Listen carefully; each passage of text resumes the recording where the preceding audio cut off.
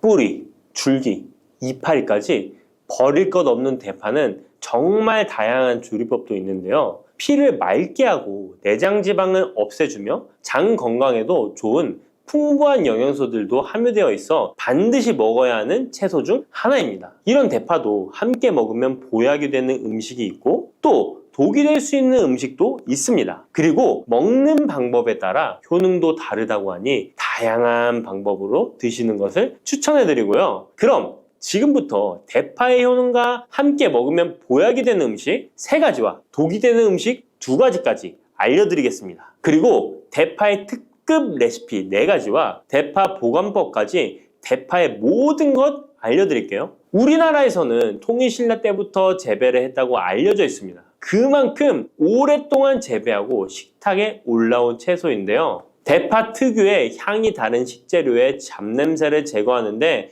탁월한 효과가 있어서 생선이나 고기류의 냄새를 제거하는 향신료로도 많이 사용되고 있죠. 뿐만 아니라 물에 넣고 끓이게 되면 감칠맛이 좋아져서 다양한 육수와 채소를 만드는 데에도 빠지지 않고 들어가는 재료이기도 합니다. 이런 대파의 첫 번째 효능이 바로 내장 지방을 싹 빼준다는 것입니다. 대파에는 특유의 향과 알싸한 매운맛을 나게 하는 성분이 있는데요. 이 성분이 바로 황화알릴이라는 성분입니다. 이 황화알릴은 대파에 열을 가해 굽게 되면 프로필메르캅탄이라는 성분과 아조엔이라는 성분으로 변하게 되는데요. 대파를 구울 때 매운맛을 내는 성분은 휘발이 되어 없어지고 단맛이 나는 성분이 생성되는데 그 성분이 바로 프로밀메르캅탄입니다. 이 프로밀메르캅탄의 단맛 강도가 설탕 단맛의 강도보다 무려 50배나 강해서 대파의 단맛이 좋아지는 건데요. 정말 놀랍지 않나요? 근데 단맛 하면 당뇨가 있는 분들은 혈당이 많이 오를까봐 걱정되시잖아요. 이 성분은 설탕과는 달리 혈당을 오르게 하지 않아서 당뇨가 있는 분들도 전혀 부담 없이 드실 수 있는 단맛입니다. 또 열을 가하면 아조엔이라는 성분이 만들어진다고 했잖아요.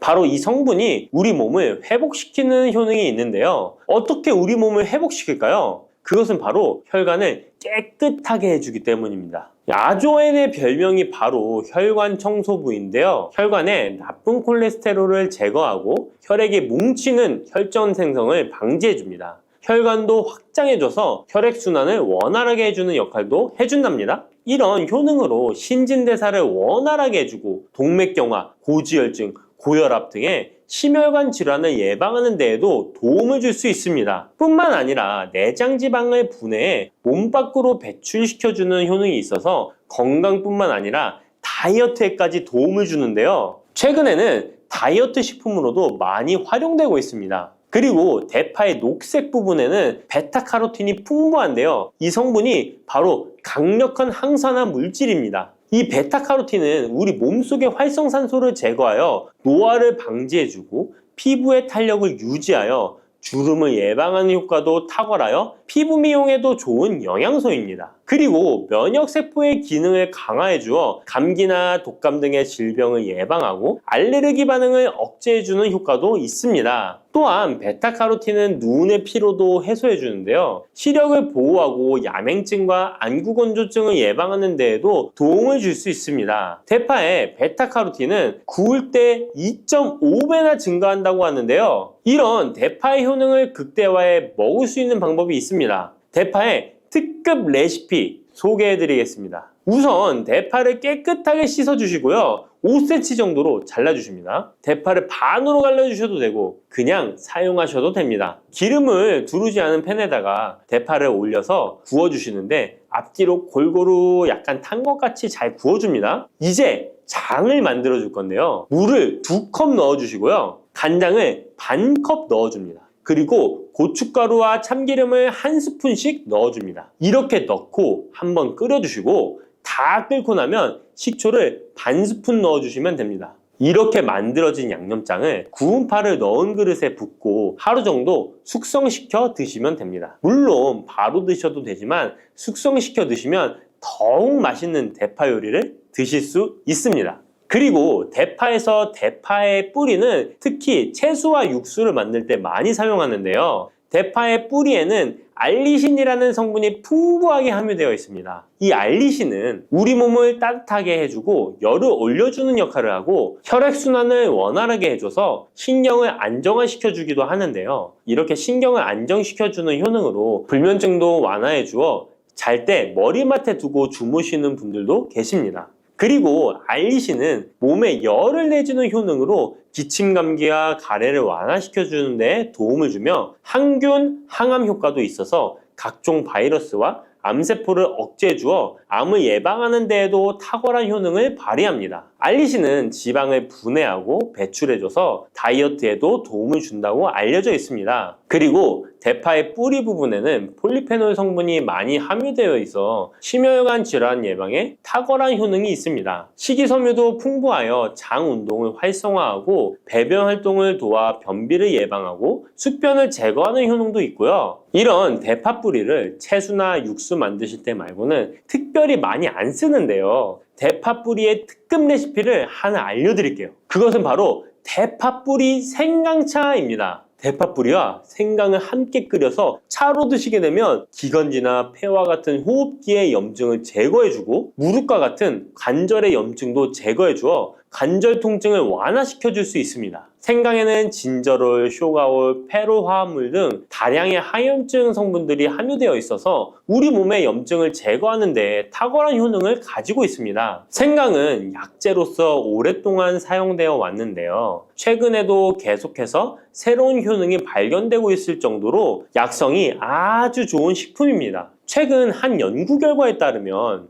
생강에는 소염 진통제로 많이 사용되는 이부프로펜과 비슷한 항염증 효과가 있고 류마티스 관절염을 완화시키는 데에도 효과가 있는 것으로 밝혀졌습니다. 그럼 지금부터 대파 뿌리 생강차 만드는 방법을 알려드리겠습니다. 먼저 생강을 물에 넣고 끓여주시고요. 처음에는 강불로 해주시고 끓기 시작하면 중불로 줄여서 20분 정도 더 끓여줍니다. 그 후에 대파 뿌리도 넣고 3분 정도 더 끓여주시면 됩니다. 이렇게 끓인 물에서 생강과 대파 뿌리는 건져주시고 따뜻할 때 드시거나 냉장고에 넣고 시원하게 드셔도 됩니다. 이렇게 대파 뿌리와 생강을 함께 끓여 차로 드시면 효과를 극대화할 수 있는데요. 다만 평소에 소화가 잘 안 되시고 위가 약하신 분들은 이렇게 끓인 대파뿌리 생강차에 물을 섞어서 연하게 드시는 것을 추천해 드립니다. 이렇게 해서 하루에 한 번, 두 번 꾸준히 드신다면 감기 걱정도 없고 염증을 완화시켜 관절염으로 인한 통증도 줄일 수가 있을 거예요. 그리고 대파와 함께 드시면 보약이 되는 식품에는 무도 있습니다.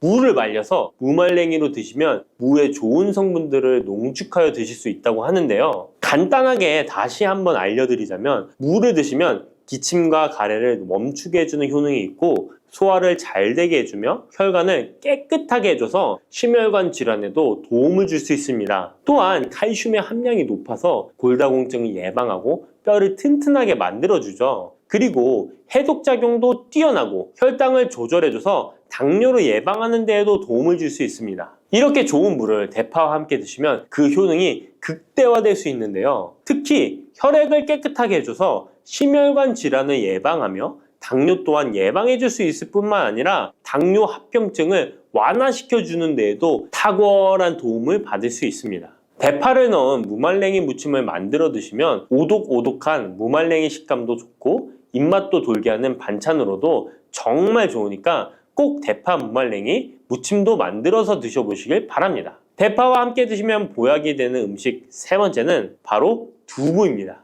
이 대파와 두부가 만나면 우리 몸에 에너지를 공급하여 활력이 넘치도록 도와줍니다. 그 이유는 바로 대파의 알리신 성분과 두부의 비타민 B1이 만나면 알리티아민으로 전환이 되는데요. 이 알리티아민이 비타민의 체내 흡수율을 높여주고 신진대사를 촉진해서 우리 몸의 피로를 회복하고 에너지를 불어넣어주기 때문입니다. 그럼 여기서 대파 두부 조림 맛있게 만들어 드시는 특급 레시피 알려드릴게요. 먼저 잘 씻은 대파를 어슷썰기로 썰어주시고요. 두부는 정사각형으로 깍둑 썰기를 해줍니다. 먼저 두부를 기름을 두른 팬에 구워주시고요. 노릇노릇해지면 썰어놓은 대파를 넣어줍니다. 간장을 2스푼 넣어주시고요. 고소한 참깨도 뿌려서 잘 익혀주시면 대파 두부 조림 완성입니다. 정말 맛있겠죠? 이렇게 만든 대파 두부 조림을 드시고 활력 넘치는 하루를 보내실 수 있을 거예요. 대파와 함께 드시면 보약이 되는 음식 네 번째 알려드릴게요. 그것은 바로 대파 팽이버섯 부침입니다. 이 팽이버섯은 버섯 중에서도 버섯 키토산의 성분이 가장 많이 함유되어 있을 뿐만 아니라 식이섬유가 정말 풍부하게 함유되어 있는데요. 버섯 키토산은 혈액 속의 지방을 분해하고 콜레스테롤을 제거해 고혈압, 동맥경화, 심장병 같은 심혈관 질환을 예방할 뿐만 아니라 체내의 지방을 흡착하여 배출시켜 주어 내장 지방을 줄여주는 데에도 탁월한 효능이 있습니다.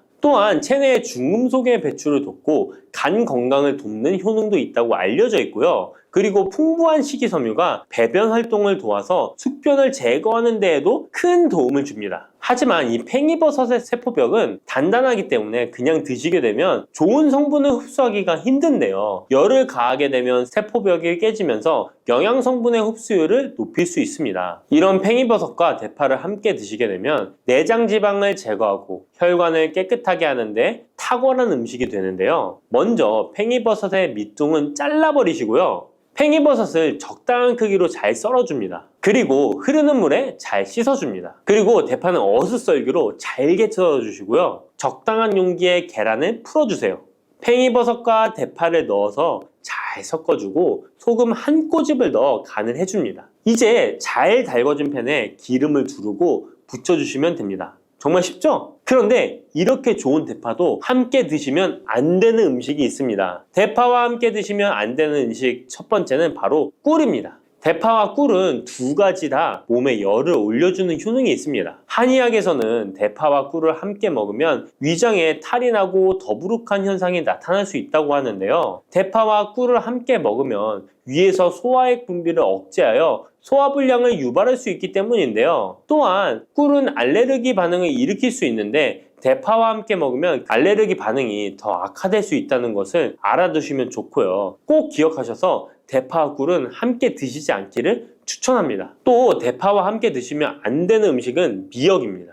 미역과 대파 둘 다 알긴산이라는 성분이 있는데 이 알긴산은 미끌거리는 식감이 있습니다. 함께 드시게 되면 식감이 안 좋은 이유도 있지만 식감보다도 더 중요한 이유가 있습니다. 왜냐하면 파에는 인과 유황 성분이 있기 때문인데요. 미역과 파를 함께 드시게 되면 파의 인과 유황 성분이 미역에 함유된 칼슘의 흡수를 방해하게 됩니다. 미역에는 칼슘 함량이 높아서 골다공증 예방에 좋은 효능이 있는데 이 효과를 떨어뜨리게 되는 것이고요. 미역국을 끓일 때 대파로 채수를 내어 시원한 미역국을 끓여 드시는 분들이 계신데 절대 미역국을 끓일 때 대파는 사용하지 않으셔야 합니다. 자, 다음으로는 대파 보관하는 법을 알려드릴게요. 대파를 한 단 사면 양이 많아 한 번에 드시지 못하는 경우가 많은데요. 대파를 보관하실 때는 씻지 않고 흙이 묻은 채 보관하는 것이 좋지만 사용하기 불편하기 때문에 씻어서 보관하는 방법 알려드릴게요.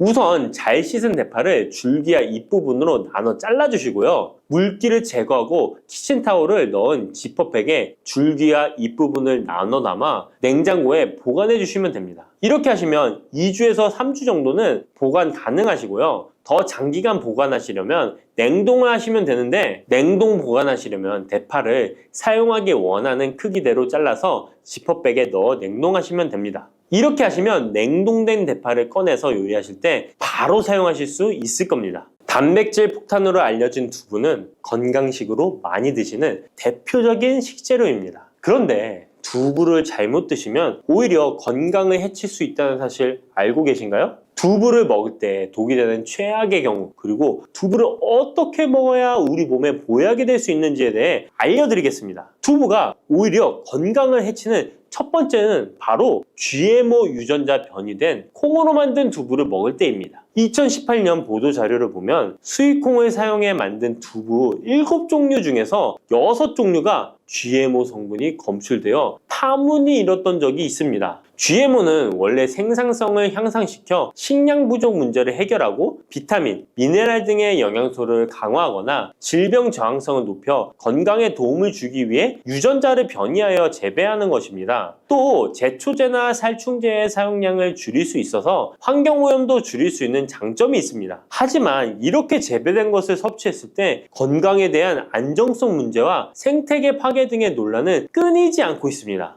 우리나라에서는 GMO 재배를 법으로 금지하고 있으며 많은 나라들이 GMO의 수입과 생산을 규제하고 있습니다. GMO 식품을 꾸준히 섭취할 경우 건강에 문제가 생길 수 있는데요. 2년 동안 실험지 200마리에게 GMO 옥수수를 먹인 실험 결과 20%의 쥐에서 종양이 발생했고 종양의 크기도 컸는데요. 종양의 크기가 탁구공만큼 크게 자란 쥐도 발견됐는데 쥐 전체 몸무게의 4분의 1에 해당되는 무게였다고 합니다. GMO 표기가 의무이기 때문에 GMO 표기가 없는 식품을 사 먹으면 되지만 문제는 식품을 몇 차례 가공 과정을 거쳐 GMO의 DNA나 단백질이 남아있지 않은 식품은 GMO 표기를 하지 않아도 된다는 규정이 있기 때문에 소비자로서는 불안할 수밖에 없는데요. 따라서 두부를 구매하실 때 원료가 수입산이 아닌 국내산 콩으로 만든 두부를 사 드시길 바랍니다. 우리나라는 GMO 재배 자체가 금지이기 때문에 국내에서 재배된 식품은 안심하고 드셔도 됩니다. 두부가 건강을 해치는 두 번째는 바로 유부를 드시는 것입니다. 유부는 두부를 기름에 튀겨서 만드는 건데요. 유부를 먹는 방법에는 대표적으로 유부초밥이 있지만 이외에도 다양한 요리의 재료로 사용됩니다.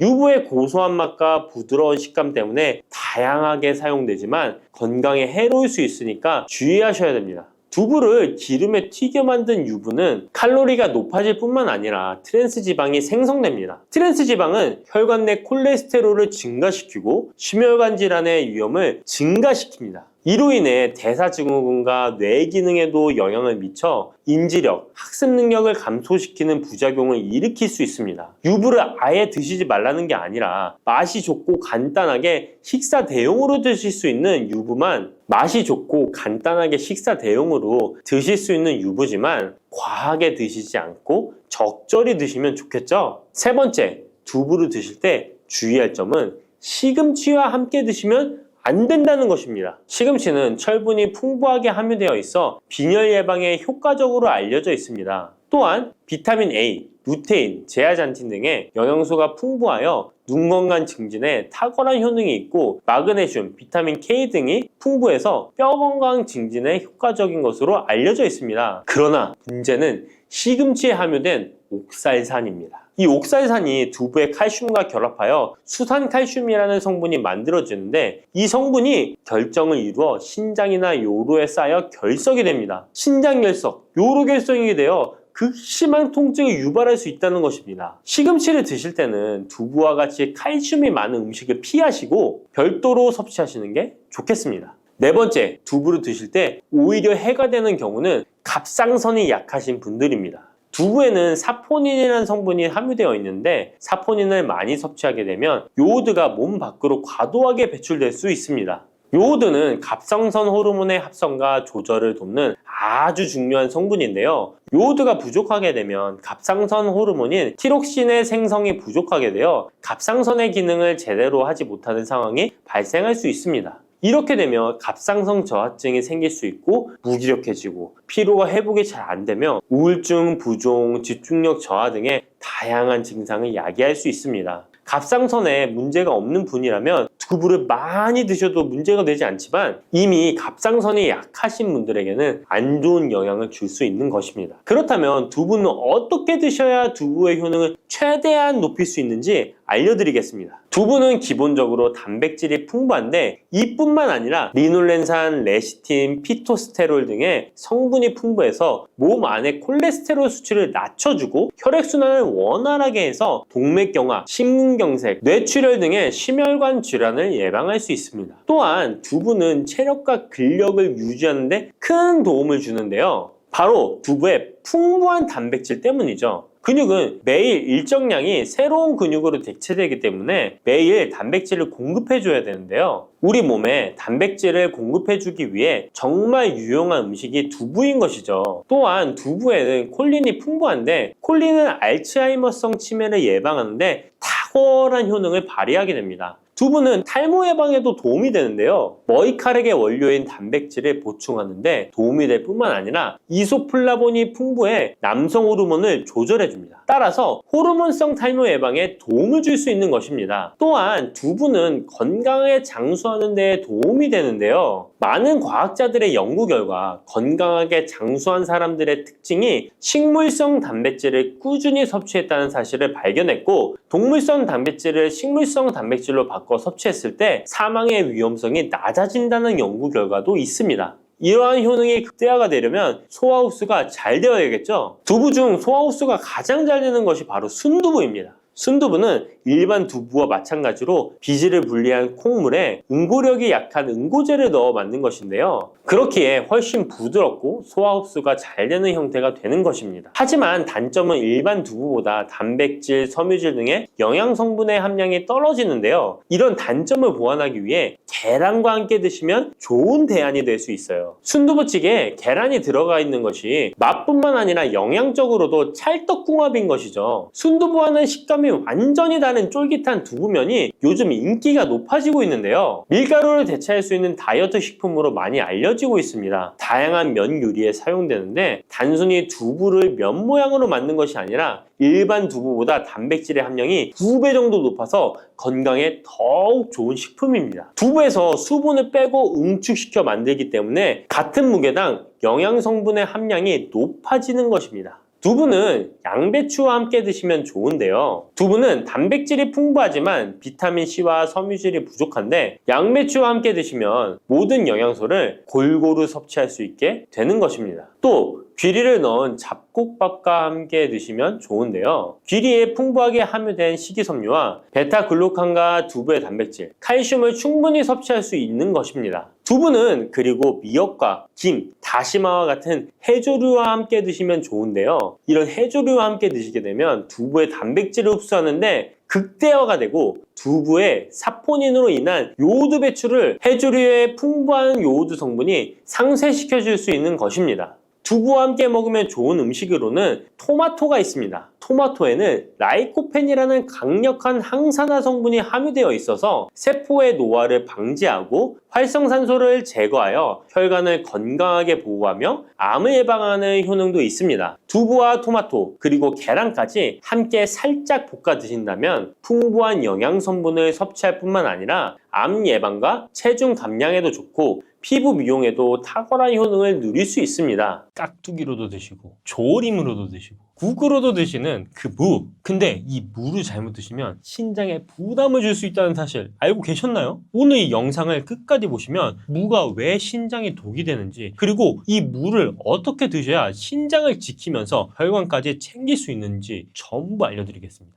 무는 정말 훌륭한 식재료예요. 가을 무는 인삼보다 좋다는 말이 있을 만큼 영양이 풍부하거든요. 분당 서울대학교 병원 자료에 따르면 무에는 수용성 식이섬유와 불용성 식이섬유가 모두 들어있습니다. 수용성 식이섬유는 음식 속 콜레스테롤과 결합해서 몸에 흡수되는 걸 방해해줍니다. 쉽게 말하면 나쁜 콜레스테롤이 혈관 벽에 쌓이지 않도록 몸 밖으로 밀어내는 역할을 하는 겁니다. 콜레스테롤이 혈관 벽에 쌓이면 마치 수도관에 찌꺼기가 끼는 것처럼 혈관이 좁아지고 고혈압, 동맥경화로 이어지거든요. 거기다 무에는 디아스타제와 아밀라아제라는 소화 효소도 풍부합니다. 이 효소들이 음식을 잘 분해해줘서 위장 부담을 줄이고 장 운동도 촉진해줍니다. 비타민C도 풍부해서 혈관 세포 손상을 막는 항산화 역할도 해요. 이렇게 좋은 식재료인데 왜 잘못 드시면 신장이 독이 된다고 했을까요? 무를 잘못 드시는 경우가 3가지가 있습니다. 첫 번째는 인삼이나 홍삼과 함께 드실 때입니다. 한의학적으로 인삼과 홍삼은 기운을 위로 끌어주는 식품입니다. 반면에 무는 기운을 아래로 내려보내는 성질이 강합니다. 이 두 가지가 몸속에서 만나면 인삼이 올린 기운을 무가 내려보내버립니다. 비싼 보약을 먹고 효과를 다 날려버리는 셈입니다. 거기다가 인삼의 약효 성분과 무의 효소가 충돌하면서 제대로 흡수되지 않는 덩어리가 생기고 이걸 신장이 처리해야 되니까 신장에 부담이 생겨버리는 거죠. 인삼이나 홍삼을 드신다면 무는 최소 2시간에서 3시간 간격을 두고 드시는 게 좋습니다. 자, 두 번째는 당근이나 오이와 함께 생으로 드실 때입니다. 당근과 오이에는 아스코르비니아제라는 효소가 들어있어요. 이 효소가 무 속의 비타민C를 파괴해버리는 겁니다. 헬스조선 자료에 따르면 당근의 아스코르비나아제가 함께 섭취한 식재료의 비타민C를 산화시켜 파괴한다고 합니다. 비타민C가 사라지면 혈관 세포를 지켜주는 방패가 없어지는 겁니다. 해결 방법은 간단합니다. 당근을 기름에 살짝 볶아서 익힌 다음에 무와 함께 섞으시면 돼요. 아스코르비나아제는 열에 약하기 때문에 익히면 힘을 못 씁니다. 자, 세 번째는 목이버섯과 함께 드실 때입니다. 하이닥 자료에 따르면 목이버섯은 무와 궁합이 좋지 않아 함께 조리하는 건 피해야 한다고 합니다. 이유가 있어요. 무도 성질이 서늘하고 목이버섯도 성질이 서늘한 식품입니다. 이 두 가지가 동시에 들어오면 위장이 마치 냉기를 뒤집어 쓴 것처럼 굳어버려요. 특히 위장이 약하신 50대에서 60대 어르신들은 소화불량이 생기거나 가스가 차고 배가 더부룩해지는 증상이 나타날 수 있습니다. 잡채나 볶음 요리에 무채와 목이버섯을 같이 넣으시는 분들은 정말 조심하셔야 돼요. 여기서 한 가지 제가 여쭤보겠습니다. 신장 관리에 가장 중요한 게 뭐라고 생각하시나요? 많은 분들이 저염식이나 수분 조절을 먼저 떠올리시는데요. 사실 신장 건강의 핵심은 혈관 관리입니다. 신장이 나빠지는 가장 큰 원인이 고혈압과 혈관 손상시키는 거거든요. 신장은 혈액을 걸러내는 기관입니다. 그런데 이 혈관이 좁아지고 딱딱해지면 신장으로 가는 혈류가 줄어들어요. 혈류가 줄어들면 신장세포가 서서히 손상되기 시작하고 결국 신장 기능이 떨어지게 되는 거예요. 반대로 혈관을 건강하게 유지하면 신장으로 깨끗한 혈액이 원활하게 흘러가서 신장도 건강하게 유지될 수 있습니다. 그러니까 신장을 지키려면 혈관부터 관리해야 하는 거예요. 그리고 이 물을 제대로 드시면 혈관 관리에 정말 탁월한 효과를 볼 수 있습니다. 나쁜 콜레스테롤을 낮추고 혈관벽을 보호하고 혈압까지 조절해 주거든요. 자, 그러면 이렇게 좋은 물을 어떻게 드셔야 신장과 혈관을 동시에 챙길 수 있을까요? 지금부터 제가 방법을 알려드리겠습니다. 첫 번째는 고등어 무 조림이에요. 분당 서울대학교 병원 자료에 따르면 무에는 단백질 분해 효소인 프로테아제와 지방 분해 효소인 리피아제가 들어있어서 고등어의 기름진 성분 소화를 도와준다고 합니다. 고등어만 드시면 속이 더부룩하신 분들도 무와 같이 드시면 훨씬 편하게 드실 수 있어요. 거기다가 고등어의 오메가3가 나쁜 콜레스테롤을 낮춰주고 무의 식이섬유가 혈관을 청소해줘서 둘이 만나면 혈관 건강에 정말 강력한 조합이 되는 겁니다. 자, 우리 혈관 건강에 도움이 되는 고등어 무 조림 레시피를 알려드리겠습니다. 재료는 고등어 한 마리, 무 반 개, 다진 마늘 한 큰술, 대파 반 대, 생강 반 작은술, 간장 한 큰술, 고춧가루 2큰술입니다. 생각보다 간단하죠? 그럼 지금부터 하나씩 만들어 보겠습니다. 먼저 양념장을 미리 만들어 놓겠습니다. 볼에 간장 한 큰술, 고춧가루 2큰술, 다진 마늘 한 큰술, 생강 반 작은술을 넣고 골고루 섞어주세요. 간장을 평소보다 절반으로 줄이고 생강을 넉넉하게 넣는 게 포인트입니다. 생강이 고등어 비린내를 잡아주거든요. 물을 1에서 1.5cm 두께로 도톰하게 썰어주세요. 너무 얇게 썰면 졸이면서 다 으스러져요. 냄비 바닥에 물을 빈틈없이 깔아주시고요. 이게 핵심 포인트입니다. 물을 바닥에 깔면 고등어가 타는 걸 막아주고 무에서 나온 시원한 채수가 위로 올라오면서 고등어 비린내를 싹 잡아주는 겁니다.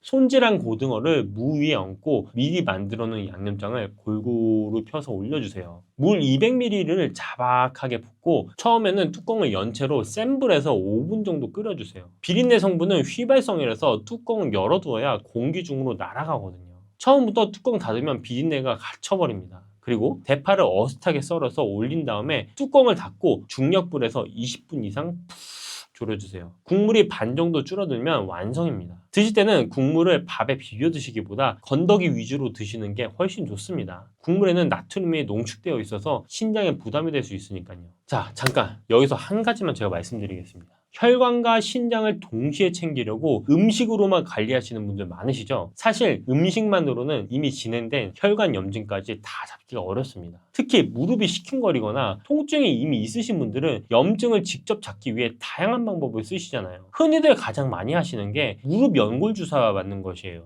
근데 사실은 이게 비싼 것도 비싼 거지만 한계가 있습니다. 이 관련된 정보는 여기서 말하기 좀 길어서 고정 댓글에 달아놨으니까 한번 확인해 보시기 바랍니다. 자, 두 번째 레시피 가겠습니다. 무 화물 볶음입니다. 무에는 지용성 비타민이 들어있는데 기름 없이 그냥 드시면 흡수가 잘 안 됩니다. 들기름과 함께 드시면 영양소 흡수율이 훨씬 올라가요. 들기름은 오메가3가 풍부해서 혈중 콜레스테롤도 낮추고 위장 점막도 보호해줍니다. 재료는 무 반개와 들기름 2큰술, 다진 마늘 반 작은술, 소금 반 작은술이에요. 재료가 준비되셨다면 한번 만들어 보겠습니다. 무를 결대로 채를 썰어주세요. 결대로 썰어야 볶을 때 부서지지 않습니다. 달군 팬에 들기름 2큰술을 두르고 채 썬 무와 다진 마늘 반 작은술을 넣고 소금 반 작은술로 간을 해주시기 바랍니다. 약한 불에서 뚜껑을 덮고 익히는 게 포인트입니다. 무를 넣지 않아도 무 자체에서 나온 달큰한 채수와 들기름과 섞이면서 자작하게 국물이 생깁니다. 약한 불로 뚜껑을 덮으시고 10분 정도 익히다 보면 무가 투명해지기 시작합니다. 젓가락으로 눌렀을 때 푹 들어가면 완성이에요. 10분 지났는데도 아직 단단하다면 2-3분 정도 더 익혀주세요. 따뜻한 밥 위에 들기름 향이 가득한 무 화물볶음 얹어서 비벼 드시면 정말 고소하고 맛있습니다. 씹을 필요도 없이 술술 입에 녹아가지고 치아가 약하신 분들한테도 편하게 드실 수 있습니다. 자, 세 번째는 무꿀청이에요. 무에는 유황화합물 계열의 성분이 들어있습니다. 이 성분이 기관지 점막의 염증을 진정시키고 과도한 점액 분비를 억제하는 작용을 합니다. 여기에 꿀의 프로폴리스 성분이 더해지면 기관지 유해 물질을 몸 밖으로 배출시키고 세균과 바이러스에 대한 저항력을 높여줍니다. 게다가 꿀은 혈중 콜레스테롤을 낮춰줘서 혈관벽에 노폐물이 쌓이는 것도 막아줍니다. 무가 혈관을 청소하고 꿀이 혈관을 보호하는 이중작용을 하는 거예요. 재료는 무 반개, 꿀 적당량입니다. 생각보다 간단하죠? 그럼 지금부터 하나씩 제가 만들어 보겠습니다. 깨끗이 씻은 무를 껍질째 깍둑썰기로 작게 썰어주세요. 껍질에 비타민C가 속보다 2배 이상 많거든요. 소독한 유리병에 썰어놓은 무를 넣고 무가 잠길 정도로 꿀을 부어주세요. 실온에서 딱 3일만 숙성시키면 됩니다. 3일이 지나면 무에서 수분이 빠져나와서 꿀과 무즙이 섞이면서 맑은 무꿀청이 완성됩니다. 무 건더기는 건져서 장아찌로 드셔도 되고 남은 청은 냉장고에 보관하시면서 드시면 됩니다.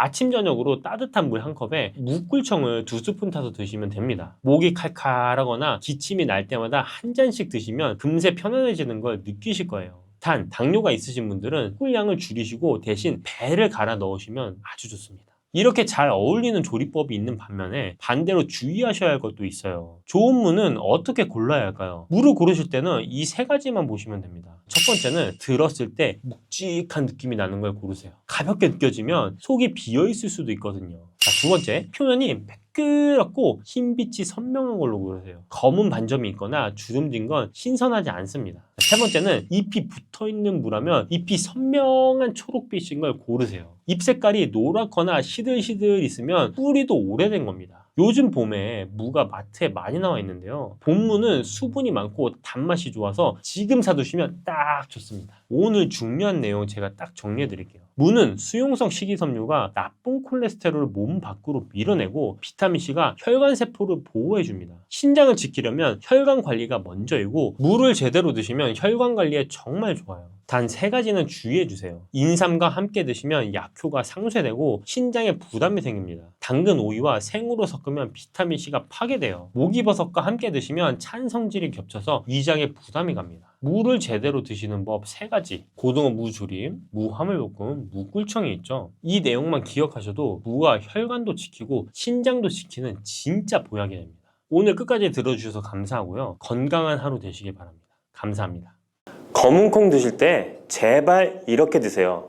그래야 내장지방 싹 녹아내리고 치매를 예방할 수 있어요. 검은콩이 건강에 좋다는 사실 모두 알고 있을 텐데요. 특히 내장지방을 없애 뱃살을 뺐는데 좋다고 알고 계실 거예요. 또한 검은콩은 혈관에 쌓이는 콜레스테롤 수치도 낮춰주는 효과가 있다고 하는데요. 그래서 볶아도 먹고 밥에 넣어서도 많이 드시지 않나요? 근데 정작 우리의 뱃살은 빠지지 않고 콜레스테롤 수치도 낮아지지 않는데요.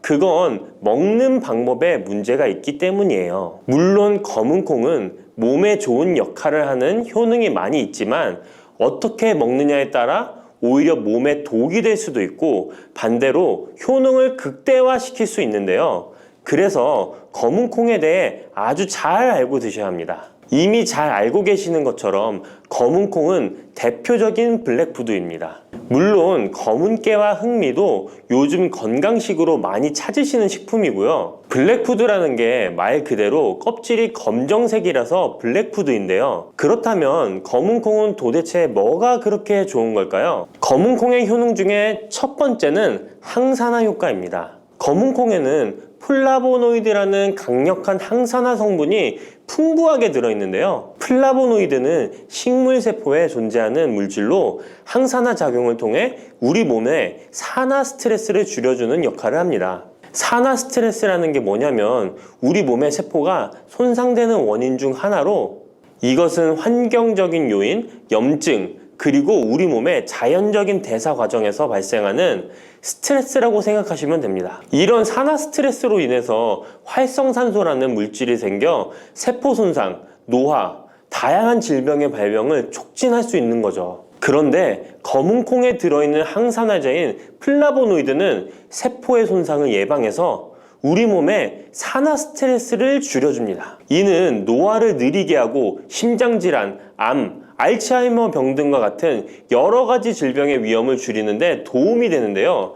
그렇기 때문에 검은콩은 플라보노이드 함량으로 인해 우수한 항산화 식품으로 간주됩니다. 검은콩의 효능 두 번째는 혈당 조절에 좋습니다. 혈당이란 간단히 말하면 우리 몸에서 음식을 소화하면서 만들어지는 당을 말하는 건데요. 이 당이 우리 몸의 에너지를 만드는데 꼭 필요하죠. 그런데 당이 너무 많아지면 몸에 나쁜 영향을 줄 수 있어요. 그래서 우리 몸은 당을 잘 조절해야 합니다. 그렇다면 검은콩이 어떻게 혈당을 조절하는 걸까요? 바로 검은콩 안에는 단백질과 식이섬유가 많이 들어있는데, 단백질은 우리 몸을 튼튼하게 만드는 데 도움을 주고, 식이섬유는 포만감을 느껴지게 해서 먹는 양을 줄일 수 있게 도와줍니다. 여기서 식이섬유의 역할이 중요한데요. 식이섬유는 당이 너무 빨리 몸에 흡수되는 것을 막아줍니다. 이렇게 되면 당이 천천히 몸에 흡수되어 혈당이 급격하게 오르는 것을 막아주게 되는 거죠. 검은콩의 효능 세 번째는 콜레스테롤 수치 조절입니다. 검은콩은 콜레스테롤 수치를 낮추는데 도움이 되는데요. 콜레스테롤은 우리 몸이 필요로 하는 지방 중 하나이지만 이게 너무 많으면 혈관을 막아 심근경색이나 뇌혈관 질환을 일으키는 원인이 되는 거죠. 근데 검은콩에 들어있는 식이섬유는 우리 몸에서 콜레스테롤을 흡수하는 것을 줄여주는 역할을 합니다. 그 중에서 특히 검은콩에 들어있는 용해성 식이섬유는 콜레스테롤과 결합하여 그것을 체외로 배출하는데 도움을 주는데요. 그것 말고도 검은콩에는 불포화 지방산이라는 건강한 지방도 풍부하게 들어있습니다. 이 불포화 지방산은 나쁜 콜레스테롤인 LDL 콜레스테롤을 줄이고 좋은 콜레스테롤인 HDL 콜레스테롤을 늘려주는 역할을 합니다. 이렇게 해서 심장 건강을 유지하는 데 도움을 주게 되는 거예요. 검은콩의 효능 네 번째는 눈 건강에 좋습니다. 검은콩에는 눈 건강에 도움이 되는 여러 가지 영양소가 들어있는데요. 그 중에서도 루테인과 제아잔틴은 눈 건강에 특히 중요한 역할을 합니다. 루테인과 제아잔틴은 우리 눈의 황반 부분에 많이 있는 영양소인데, 이 황반은 우리가 선명하게 볼 수 있게 해주는 중요한 부분입니다. 루테인과 제아잔틴은 이 황반을 보호해주고 밀도를 유지시켜 눈의 노화를 막아주고 블루라이트와 같은 유해 파장의 빛으로부터 보호하는 역할을 하게 되는 거죠. 특히 루테인과 제아잔틴은 황반병성이라는 눈 질환을 예방하는 데 도움을 주는데요. 황반병성은 우리가 나이를 먹으면서 발생할 수 있는 눈의 질환으로, 이 증상이 심해지면 시력을 잃게 만드는 주요 원인 중 하나입니다. 검은콩의 다섯 번째는 뼈를 튼튼하게 해줍니다. 검은콩은 뼈 건강에도 도움이 되는 여러 가지 영양소를 함유하고 있는데요. 그 중에서도 칼슘과 마그네슘이 뼈 건강에 특히 중요한 역할을 합니다. 먼저 칼슘은 우리 뼈와 이를 지탱하는 치아를 만드는 주요 성분입니다. 또한 우리 몸의 다른 중요한 기능들, 예를 들어 심장 박동과 신경 전달에도 필요한 물질입니다. 이런 중요한 칼슘이 검은 콩에는 풍부하게 들어있어서 꾸준히 섭취하면 뼈를 튼튼하게 해주는 게 탁월한 식품이라고 할 수 있는 거죠. 그리고 마그네슘도 뼈 건강에 중요한 역할을 하는 미네랄인데요. 마그네슘은 칼륨이 우리 뼈에 제대로 흡수되는 것을 도와줍니다. 또한 이 마그네슘은 뼈의 구조를 유지하는 데 필요하며 뼈를 강하게 만드는 데 도움을 줍니다. 검은 콩의 효능 6번째는 피부 노화를 막아주는 효능이 있습니다. 검은 콩에 들어있는 비타민 E, 아미노산, 그리고 항산화 성분이 피부 건강에 특히 중요한 역할을 합니다. 먼저 비타민 E는 피부를 보호하는 데 중요한 역할을 합니다. 비타민 E가 피부의 수분을 유지하는 데 도움을 주는데요. 추가로 비타민 E는 피부의 재생을 지원하고 피부 표면의 건강을 유지하는 데 필요한 지방산을 보호하는 역할까지 합니다. 이것뿐만 아니라 검은 콩에 들어있는 아미노산은 우리 몸에 단백질을 만드는 데 필요한 성분인데요. 이게 왜 피부에 좋냐면 우리의 피부는 대부분 콜라겐이라는 단백질로 이루어져 있는데 바로 이 콜라겐은 피부의 탄력을 유지해 주는데 좋아서 항상 탱탱한 피부로 보이게 되는 거죠. 또한 검은 콩에는 아미노산이 풍부하게 들어있는데요. 아미노산도 콜라겐 생성에 도움을 줍니다. 검은 콩의 효능 7번째는 치매를 예방하는 효능이 있습니다. 검은 콩에는 오메가3 지방산이라는 불포화 지방산이 들어있는데요. 이 오메가3 지방산은 우리 몸이 스스로 생성하지 못하기 때문에 식품을 통해 섭취해야 하는 필수 지방산입니다. 근데 오메가3 지방산이 뇌 건강에 매우 중요한 영향이 있다는 게 포인트인데요. 뇌는 약 60%가 지방으로 이루어져 있고 그중 대부분이 오메가3 지방산인 DHA로 구성되어 있습니다. 바로 이 오메가3가 뇌세포의 막을 구성하며 신경 전달 물질의 생성과 기능에 관여하여 학습 능력과 기억력을 향상시키는 데 도움을 줍니다. 또한 오메가3 지방산은 뇌 염증을 줄이고 뇌세포를 보호하는 역할도 하는데요. 이것은 뇌 노화를 지연시키고 뇌 질환을 예방하는 데 도움을 주게 되는 거죠. 결국 오메가3 지방산은 치매 같은 뇌질환의 위험을 감소시키는데 효과적이라고 할 수 있습니다. 검은 콩의 효능 8번째는 탈모 예방에 탁월합니다. 검은 콩에는 모발의 성장에 필수 성분인 시스테인이 가득한데요. 이 성분들이 혈액순환에도 도움을 줘서 탈모도 예방이 되고 새치가 생기는 것도 막아주는 모발 건강에 정말 좋은 성분이라고 할 수 있습니다. 그러니까 나이가 들수록 꼭 드셔야 하는 음식이라고 생각하시고 드셔야겠죠. 근데 이런 어마어마하게 몸에 좋은 검은 콩도 드실 때 주의해야 할 점이 있는데요. 아무리 좋다고 해도 과다 섭취는 안 되는 거 아시죠? 검은 콩에는 피틴산이라는 성분이 들어있는데 이는 식물이 생장하는 과정에서 필요한 미네랄을 저장하는 역할을 합니다. 하지만 이 성분이 과도하게 섭취되면 우리 몸에서 필요한 미네랄인 칼슘, 철분 등의 흡수를 방해할 수 있습니다. 검은 콩은 단백질과 식이섬유가 풍부하므로 잘 익히지 않고 먹으면 소화가 잘 되지 않을 수 있습니다. 요리하시기 전에 충분히 물에 불리고 완전히 익혀 드시면 되는데요. 하루 섭취 권장량은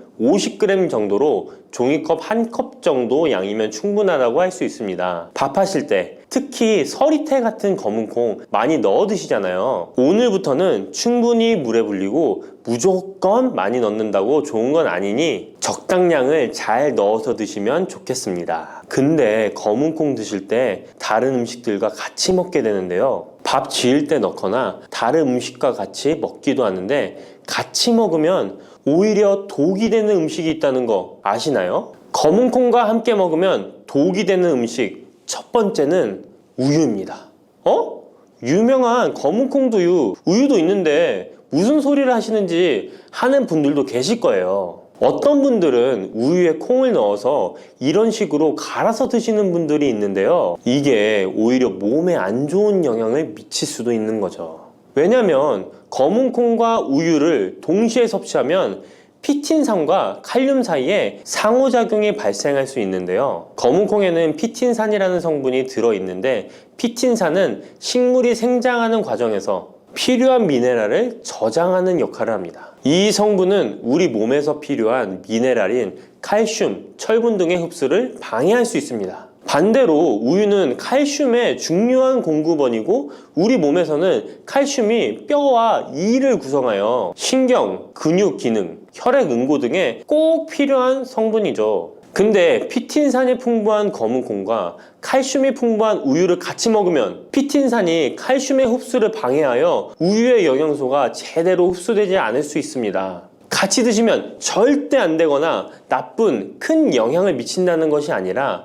각각의 영양소의 섭취 목적으로는 따로 먹는 걸 추천드리는 거예요. 오해하시면 안 돼요. 검은콩과 함께 먹으면 독이 되는 음식 두 번째는 토마토입니다. 왜냐면 토마토가 콩의 단백질 흡수를 방해하고 소화를 어렵게 만들 수 있는 산성이기 때문인데요. 토마토의 산성 성분이 단백질의 흡수를 방해하면 콩에 충분히 있는 단백질이 몸에 흡수가 안 되어 콩의 영양 가치가 아무런 의미가 없게 되는 상황이 올 수 있는 것입니다. 또한 토마토의 산성 성분은 이미 단백질이 풍부하고 소화하기 어려운 콩을 더욱 소화하기 어렵게 만들 수 있습니다. 그렇지 않아도 나이가 들면 신진대사가 활발하지 않아 소화가 안 되는데 소화불량을 일부러 만들 필요는 없겠죠? 검은콩과 함께 먹으면 독이 되는 음식 세 번째는 달걀입니다. 달걀에는 비타민 A가 풍부하게 들어있는데요. 비타민 A는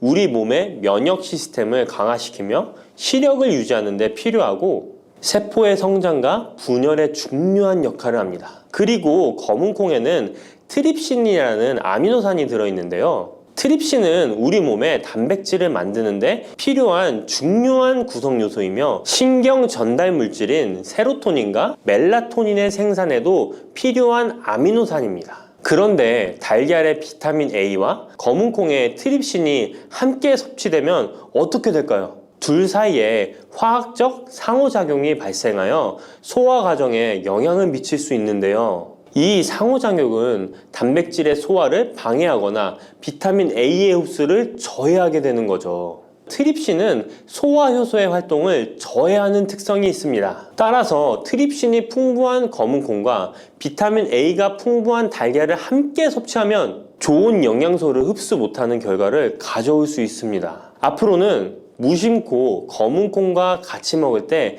독이 되는 음식은 같이 안 드셨으면 좋겠습니다. 그렇다면 같이 먹을 때 궁합이 정말 잘 맞는 음식도 있지 않을까요? 정말 찰떡궁합인 음식들도 있습니다. 검은콩과 궁합이 정말 잘 맞는 음식 첫 번째는 흰 쌀밥입니다. 이미 다들 밥에 검은콩 넣어서 드시잖아요. 밥하고 검은콩은 그만큼 궁합이 잘 맞는다고 알고 계신 거죠. 검은콩에 들어있는 식이섬유는 소화 과정에서 천천히 분해되고 흡수되어 장기간 동안 포만감을 유지시키는데 도움이 되는데요. 밥과 함께 섭취하면 이런 효과가 더욱 증가를 하게 돼서 다이어트에도 효과적이라고 할 수 있습니다. 검은콩에는 저항성 전분이라는 성분이 들어있는데 이 성분은 혈당 수치의 급격한 상승을 막아주는데요. 흰 쌀밥에는 탄수화물이 많아서 혈당 수치가 급격히 상승할 수 있지만 검은콩과 함께 섭취를 하면 당 수치를 완화시키는데 도움이 되는 거죠. 이처럼 검은콩과 흰 쌀밥을 같이 먹으면 충분한 영양소 섭취, 포만감, 혈당 조절 이렇게 일석삼조의 효과를 누릴 수 있으니 정말 찰떡궁합인 것입니다. 검은콩과 궁합이 정말 잘 맞는 음식 두 번째는 당근입니다. 당근에는 비타민, 미네랄, 식이섬유 등 다양한 영양소를 함유하고 있는데요. 특히 루테인이 풍부한 당근은 강력한 항산화 효과와 눈 건강을 유지하는 데 좋은 재료입니다. 검은콩과 루테인이 풍부한 당근을 함께 섭취하면 콩의 단백질이 당근의 영양소를 흡수를 돕는 동시에 당근의 루테인이 콩의 영양소 흡수를 돕습니다. 서로 소화가 잘 되게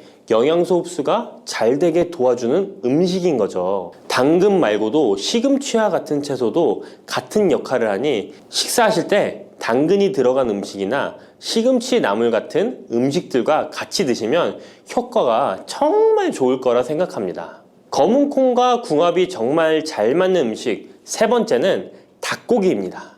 검은 콩은 식물성 단백질의 좋은 원천이라고 잘 알고 있을 거예요. 근데 식물성 단백질은 동물성 단백질에 비해 필수 아미노산의 비율이 적은데요. 필수 아미노산은 우리 몸이 스스로 생산할 수 없는 아미노산으로 반드시 음식을 통해 섭취해야 하는 성분입니다. 닭고기는 동물성 단백질의 좋은 원천이며 모든 필수 아미노산을 골고루 함유하고 있습니다. 따라서 검은 콩과 닭고기를 함께 섭취하면 두 가지 종류의 단백질이 서로를 보완하게 되는데요. 이렇게 함께 섭취하면 검은 콩에서는 얻을 수 없는 필수 아미노산을 닭고기에서 보충할 수 있습니다. 반대로 동물성 단백질만을 섭취할 때보다 식물성 단백질의 섭취 비율을 늘려주는 것은 심혈관 건강에도 정말 좋은 효과를 볼 수 있습니다.